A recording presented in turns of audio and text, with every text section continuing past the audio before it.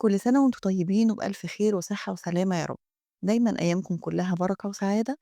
النهاردة في مطبخ وديدة حبيت أشارككم سفرة من سفرات رمضان اللي لا يعلى عليها، صينية المكرونة بالبشاميل بجمالها وقوامها المظبوط، ومعاها الفراخ المحمرة بطعمها الأصيل.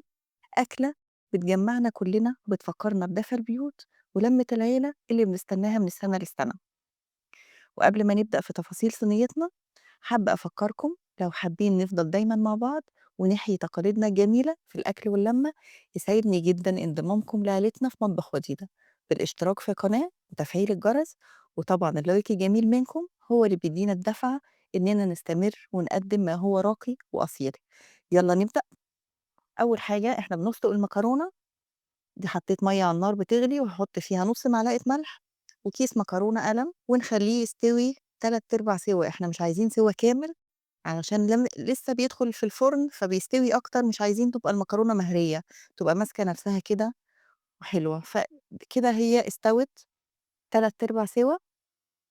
مش بنحطها في يعني مش بنشطفها بعد كده، إحنا بنسيبها بالنشا اللي فيها. دلوقتي هنعمل اللحمة المعصجة.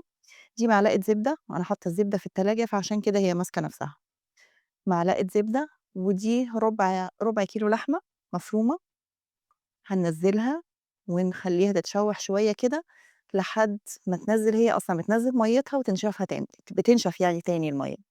فلمّا تنزّل مَيّتها وتنشف هنبدأ إن إحنا نحُط عليها الحاجات التانية. السر ده بيخلّيها أحلى كتير. يعني في ناس بتبدأ بالبصل الأول، لأ، باللحمة الأول أفضل.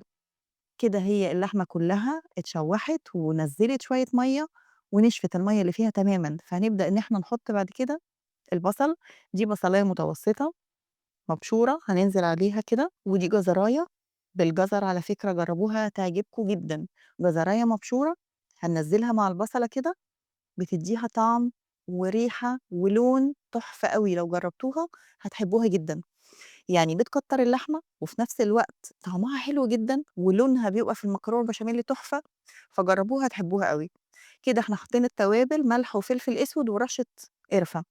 هنقلّب بقى كلّه مع بعضه لحد ما كلّه يتجانس كده مع بعضه ويطلّع الريحة الحلوة بتاعته، وكده تبقى خلاص بالشكل ده. بُصّوا اللون جميل قد إيه، الجزر في اللحمة المفرومة تحفة، وكتّرها كمان وخلّيها قيمة غذائية عالية.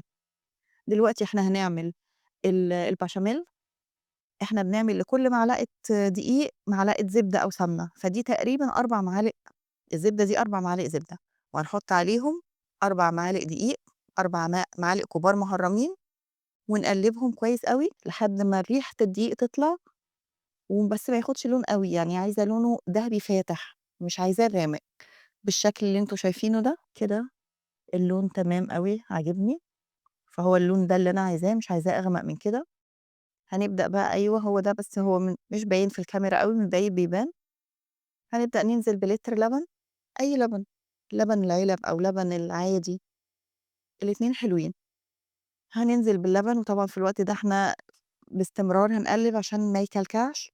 ودي 2 ماجي، أنا مش باملّح بملح، أنا باملّح البشاميل بالماجي، بيدّي له taste عالي جدًا وطعم حلو جدًا، ورشة فلفل أسود ورشة قرفة، بس كده، مش باحط توابل تاني.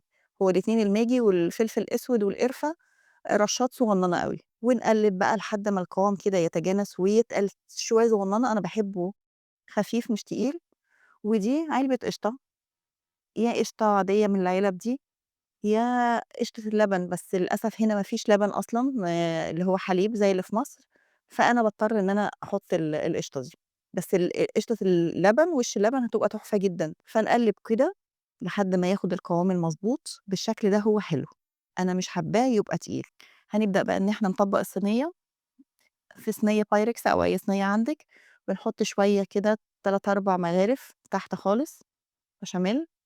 وفي الصينية بقى وفي الحلة دي المكرونة ما اتغسلتش ولا حاجة بالنشا اللي فيها، حطينا عليهم برضه 3، 4 مغارف بشاميل خفيف زي ما أنتم شُفتوا، ونقلّبه مع بعضه كلّه علشان كل المكرونة تبقى فيها بشاميل. وبعد كده هنحط نُص المكرونة، نُص الكمية تحت كده فوق البشاميل اللي في الصينية، ونوزّعه كويس. ونبدأ إن إحنا نحط بعد كده، بعد ما نوزّعها ونسويها كويس أوي، ننزل بالعصاج، اللحمة المعصجة. شايفين اللون الجميل؟ لونه حلو أوي الجزر، وطعمه حلو جدًا في اللحمة، وقيمة غذائية عالية جدًا ليكم وللولاد، وفي نفس الوقت حلو وكتير. فهننزّلها كده ونوزّعها كويس أوي، ما نخلّيش حتّة فاضية فيها بالشكل اللي أنتم شايفينه ده. بعد ما نوزّعها عادي هنحط الجزء التاني بقى من من المكرونة وفوقها بقية البشاميل كلّه. ولو حابين إن أنتم تحطّوا فوق البشاميل في النهاية جبنة، أي نوع جبنة، أوكي براحتكم. مش حابين، أنا ما باحبش، فعملتها كده ببشاميل بس. بس في ناس بتحب الجبنة، جبنة موتزاريلا أو cheddar على موتزاريلا الاتنين حلوين. بس على اللي يحب يحط يعني، أنا لأ، هاحط الجزء التاني وبعد كده هندخّلها الفرن، بتقعد تقريبًا تِلت ساعة في الفرن وتطلع زي ما هتشوفوها بعد شوية. المكرونة البشاميل دي أصلها حكاية طويلة ومزيج عبقري، بدأت في المطبخ الإيطالي والفرنسي، ولكن الحقيقة إن المصريين هم اللي ادّوها الروح واللمسة اللي خلّتها طبق العزومات الأول بلا منازع. من وقت ما دخلت بيوتنا في بداية القرن العشرين وهي بقت عنوان للغدوة اللي بتشبع وتفرح الصغير والكبير، وبقت رمز للست المصرية اللي بتبدع في مطبخها علشان تسعد أسرتها. احنا دخلناها الفرن وطلعت زي ما قلت لكم بعد 20 دقيقة بالشكل القمر ده، أخدت وش حلو جدا. وعملت معاها فراخ محمرة.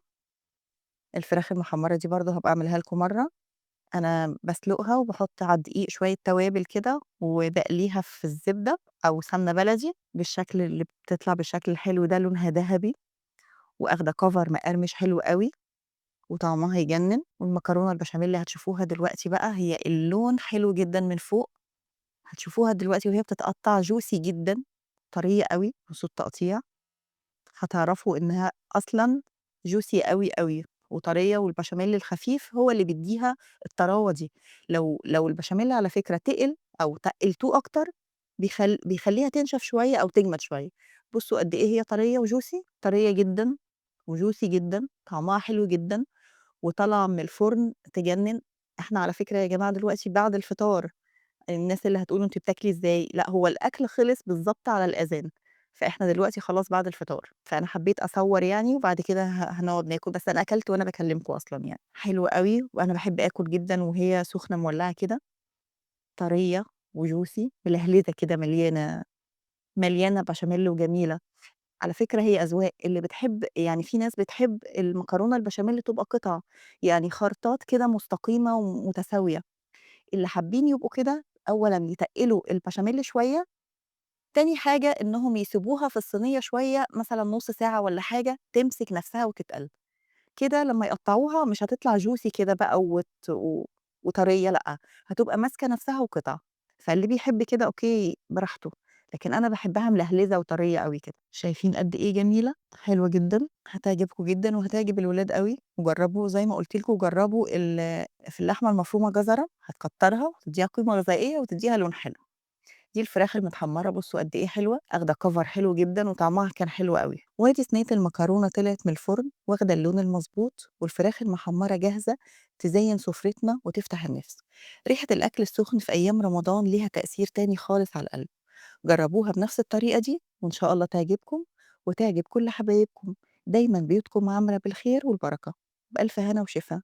نورتوني في مطبخ وديدة. جرّبوها بألف هنا.